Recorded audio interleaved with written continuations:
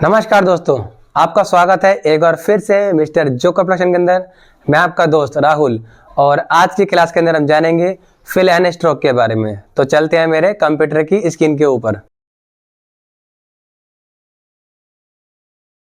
इस समय हम आ चुके हैं अपने कंप्यूटर की स्क्रीन के ऊपर और आज हम बात करेंगे फिल एंड स्ट्रोक के बारे में। तो उसको समझने के लिए मैं क्या करता हूँ, मैं एक रैंडम बॉक्स बना लेता हूँ। तो मैंने एक रेक्टेंगल टूल से एक रैंडम बॉक्स बना लिया, ठीक है। अब क्या है कि इसके अंदर मेरे को फिल भरना है और स्ट्रोक भरना है। तो कैसे करेंगे, तो यहाँ पे आप देखोगे टूल्स के नीचे यहाँ पे प्रॉपर्टी आ रही है फिल की और स्ट्रोक की, ठीक है। उससे पहले मैं आपको कुछ चीज़ बताता हूँ। जैसे कि मान लीजिए मेरे को फिल भरना है, तो मैंने क्या करना पड़ेगा, पहले मेरे को फिल को एक्टिव करना पड़ेगा। अब एक्टिव कैसे करते हैं, पहले मैं सिलेक्शन टूल लेता हूँ, ठीक है। उसके बाद क्या है, मैं ऑब्जेक्ट को सिलेक्ट करता हूँ, ठीक है। अब यहाँ पे मैं जाता हूँ, जैसे मैं एक बार क्लिक करूंगा तो ये क्या होगा, फिल एक्टिव हो गया यहाँ पे, ठीक है, इसको भरने के लिए।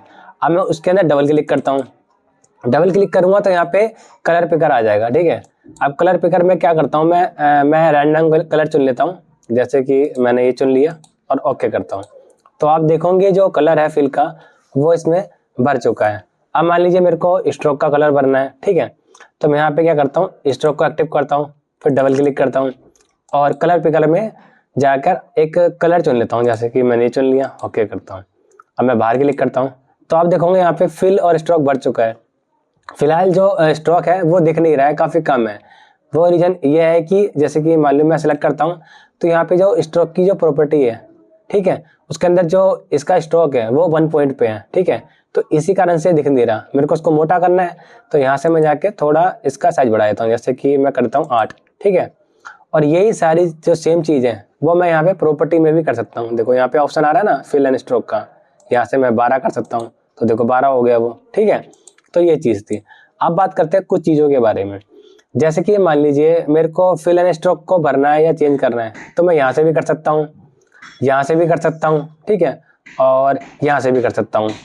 अब मान लीजिए कई बार कंडीशन ऐसी आती है कि मान लीजिए मेरे को जो इसका स्ट्रोक है, ठीक है, उसको मेरे को रिमूव करना है, तो कैसे करूँगा।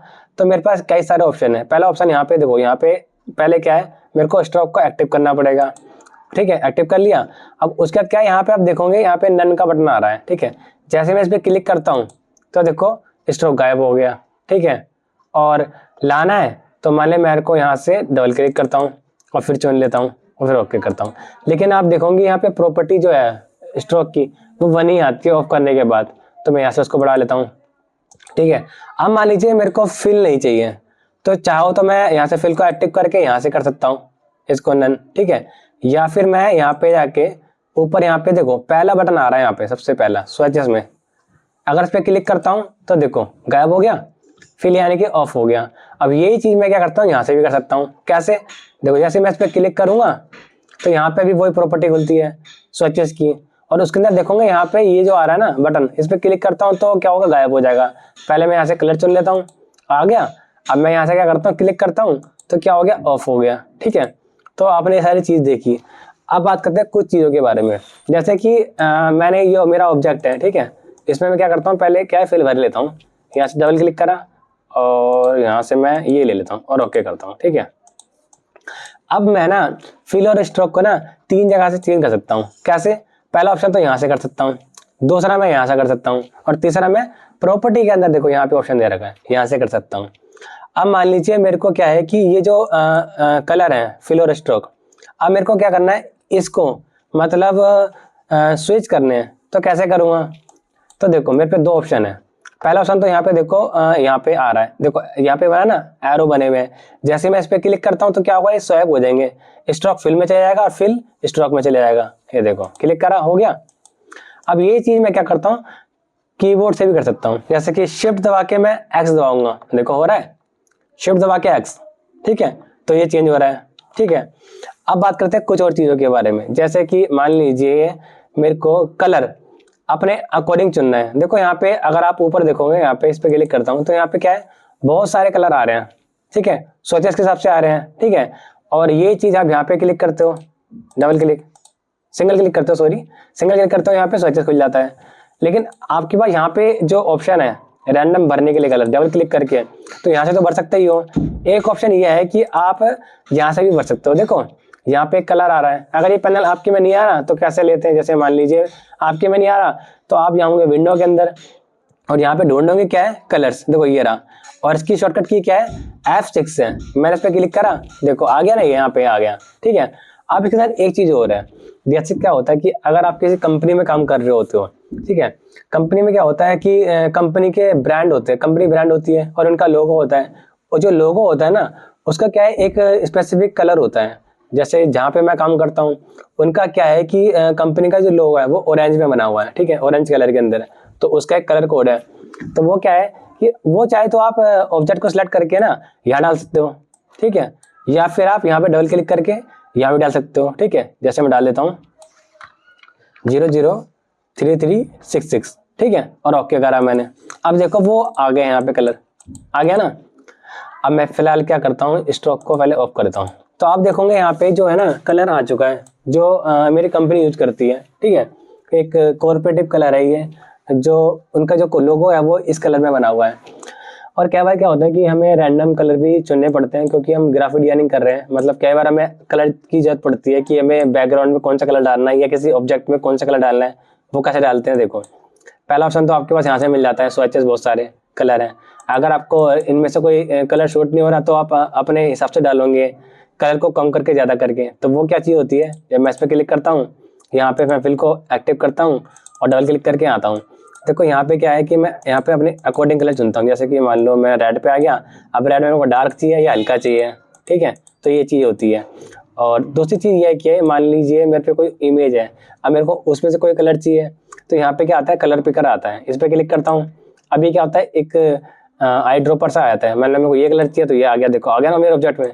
जहाँ मैं क्लिक करूँगा वो भरते जाएगा, तो जहाँ पे मेरी इमेज होगी उसमें से कलर लूँगा और वो क्या है ऑटोमेटिकली इसमें भर जाएगा, ठीक है। तो मैं फिलहाल अभी ऑफ कर देता हूँ। अब बात करते हैं यहाँ पे इसके बारे में, ये क्या है, देखो ये प्रॉपर्टी है। कई बार क्या होता है कि हमें क्या है कलर खुद से बनाने पड़ते हैं, तो उसके लिए जैसे कि RGB और CMYK, इसके बारे में आप जानते ही हो, रेड ग्रीन ब्लू और सियान मैजेंटा येलो और की लाइट मतलब होता है काला, यानी कि ब्लैक कहते हैं इसको हम, ठीक है, इंडियन भाषा में, हमारी भाषा में मतलब, ठीक है। और ये चीज़ क्या होती है, ह्यू, सैचुरेशन और ब्राइटनेस, इसके बारे में हम आगे बात करेंगे, ठीक है। मैं क्या करता हूँ यहाँ से ओके करता हूँ। अब मान लीजिए मेरे को जैसे कि मेरा ये एक वो आ रहा है फिल और स्ट्रोक, जैसे कि मैं एक दिक्कत आती है कई बार, क्या होता है कि मान लीजिए हमारा ऑब्जेक्ट अभी सिलेक्टेड है तो आसानी से मैं डबल क्लिक करके कलर चुन सकता हूँ, है ना, और स्ट्रोक भी बढ़ा सकता हूँ, ठीक है, ये चीज़ होती है। कई बार क्या होता है कि जो नए नए इलस्ट्रेटर सीख रहे हैं उनका क्या होता है ऑब्जेक्ट सेलेक्ट नहीं होता, ठीक है, और फिर वो क्या करते हैं यहाँ से कलर चेंज कर रहे होते हैं, लेकिन क्या होता है वो चेंज तो कर रहे होते हैं लेकिन उसका जो इफेक्ट है वो इस पर नहीं पड़ रहा होता। रीज़न ये है कि जो आपका ऑब्जेक्ट है ना वो सिलेक्टेड नहीं है, सिलेक्टेड होगा तो क्या होगा, जो भी हम चेंज करेंगे कलर का, जैसे कि मैं यहाँ से करता हूँ तो देखो वो इसमें ऑटोमेटिकली भर जाएगा, ठीक है। तो हमने ये चीज़ जानी, ठीक है। अब मान लीजिए मैं कुछ चीज़ और बता देता हूँ, जैसे कि मैं आपको ये भी बता चुका हूँ थोड़ी देर पहले कि अगर आपको फिल नहीं चाहिए तो यहाँ पे पहले फिल को एक्टिव करो और यहाँ से नन कर दो, देखो गायब हो गया, है ना। तो चीज़ है, अब कुछ चीज़ ऐसी ये है जैसे कि मान लीजिए मेरे को इसको, ठीक है, डिफ़ॉल्ट करना है, तो मेरे पास दो ऑप्शन है। पहला ऑप्शन तो क्या है, डिफ़ॉल्ट करने के लिए क्या है, मैं यहाँ पे कहते हैं ना यहाँ पे एक बटन आ रहा है, इस पर क्लिक करूँगा तो डिफ़ॉल्ट पे हो जाएगा, हो गया ना डिफ़ॉल्ट पे। मान लीजिए मैं पहले कलर चुन लेता हूँ ये वाला, ठीक है। एक तरीका तो ये था कि यहाँ पे मैं इस पर क्लिक करा तो ये डिफ़ॉल्ट पे चला गया। दूसरा तरीका क्या है, कीबोर्ड से आप अगर डी दबाओगे तो तब भी ये डिफ़ॉल्ट हो जाता है। हो गया, देखो हो गया ना ये। तो ये चीज़ थी। आशा है आपको ये क्लास अच्छी लगी होगी। अच्छी लगी तो लाइक करें, शेयर करें और सब्सक्राइब करें, और ये वीडियो उन लोगों को भेज दीजिए जो ग्राफिक डिजाइनिंग को दिल से सीखना चाहते हैं, जिससे वो अपने करियर को आगे बढ़ा सकें।